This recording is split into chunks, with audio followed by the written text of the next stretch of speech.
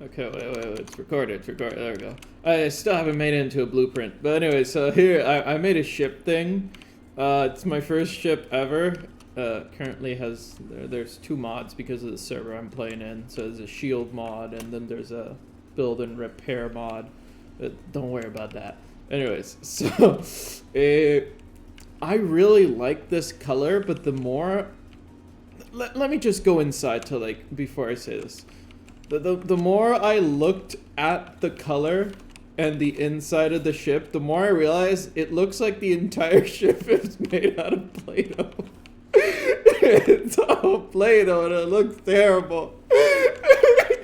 But at some point, it grew on me. The terribleness of the color, the way it looks, grew on me. So now I kept it looking like Play-Doh. So it's great. It's so stupid. But whatever.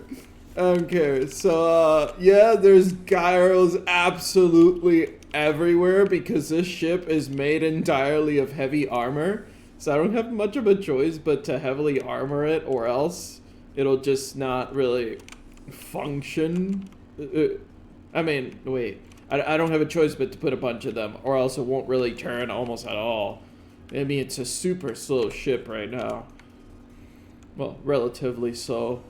I mean, it turns pretty well, but that's because of the insane amount of gyros I have on it. But its thrust speed is not what I enjoy out of ships in general. I like very mobile ships, but whatever. I made this for the purpose of testing more than anything. So I'm actually gonna test this against actual players at some point. But, yeah, it's my first ship, anyways. It is equipped with this BS weapon thing that I made as well. It's just a railgun.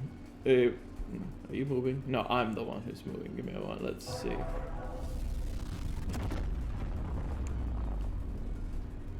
It's great. Because I think it had 14. Yeah, it has 14 railguns. It's so dumb. I mean, it's so heavy that it moves the ship around a bit when you move the turret.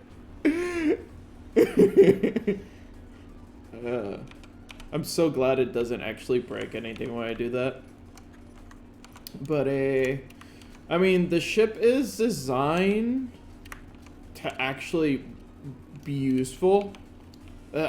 It's actually, it has a lot of things in mind, like these conveyor belts. There's redundancy. There's one on each side. There's one on the bottom as well.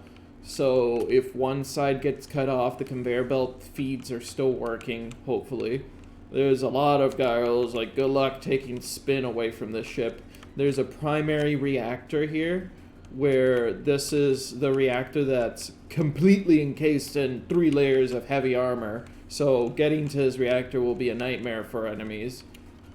Even though it's at the front of the ship, but most people don't really aim at the front of the ship. They aim at the middle or the back where people normally expect you to have the reactors. So here in the actual middle of the ship, we have another array of reactors. It doesn't look like they're very well protected, but there's 2 layers of heavy plating that way, and a 3rd layer of of light plating, and then there's the turret on top. So good luck shooting it from above, and from the bottom there's 3 layers of heavy armor. So actually, the weakest part is here. I think this immediately goes into the outside. Yeah, this immediately goes into the outside. So this is the weakest point. And it's just this one line. The odds of getting shot at this one specific line are really low, so I don't really care. The ship is heavy as is. I didn't want to ruin the outer aesthetics, even though it barely has any. But that's besides the point. So up here we have even more gyros. We have a couple internal engines because I didn't know what the hell to do with this space. There wasn't much else to do with the space, so I just put them here. As long as there's enough space, they won't damage each other. And they have 4 jump drives. Because this ship is so obscenely heavy, I need 4 jump drives to achieve a reasonable jump distance. Yeah, by reasonable, I mean I can actually go almost anywhere in a server in 1 jump. It would take 2 to get some locations, but usually only 1 will be enough. Especially if I start making bases around the middle of the map. But These are the entry points. These are the only way to get in is through the doors in the back. So the back is divided for oxygen purposes. Like there's 2 ceilings. I mean, you can walk in and out through this bottom area and the top area. But this area is oxygenated. Oh shit. Actually, wait. I haven't blueprint this yet because it's not actually finished, but I wanted to make a showcase real quick for all 2 of you who will bother to watch this. So let's see, where is that stupid thing? Okay, let's vent. Oh, that's why, because I put the engines there. There we go. So there should be oxygen in here eventually. Actually, there's already oxygen because I opened those doors. But anyway, so this section has some hydrogen tanks, which are only really to refuel my jetpack. That's it. That's the only reason there's 2 hydrogen tanks. And then 3 oxygen tanks. And then a couple hydrogen to oxygen converters here in the rear. Technically what should be the engine room, but I'm not very... I don't do things the way most people do. I'm kind of special. By special, I mean autistic. But anyway, so... what else?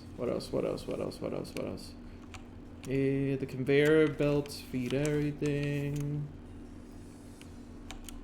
Oh yeah, the shield modulator, a shield controller. This is the secondary one. There's a primary one upstairs. In case that gets blown up, at least there's another shield controller just in case.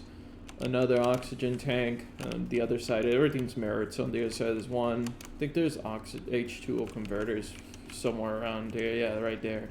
So another generation sector just in case. Redundancy is always good, except for when it's not, but that's besides the point. Side wings where we have more gyros and a bunch of engines. If they're damaged, we can come repair them. I still need to put down the build and repair systems that the ship will have, but whatever. I'm sure I'll find. There's plenty of space to put that. But as for armaments, we have this dumb bullshit, which 14 railguns. Good luck surviving that. It seems to knock down most shields that don't have like on stations it's different because they have a more efficient shield generator, but like on a normal ship, I think it takes off like 4 million shield HP, which basically means it'll instantly knock down most shields that don't have a bunch of reactors allocated to it, because shields are based on how many reactors you have. So unless you have 4 or 5 reactors, you're not tanking that. That's gonna break your shields immediately, which is kind of what I want. I used to want it because it just pierces blocks, and I thought it's nice to have just a really big gun. But then I realized just how ridiculously powerful it is against shields, because it does so much damage. And so yeah, we have artillery cannons, we have a couple auto cannons, we have another artillery cannon. I think was there one? No, there wasn't one in the rear.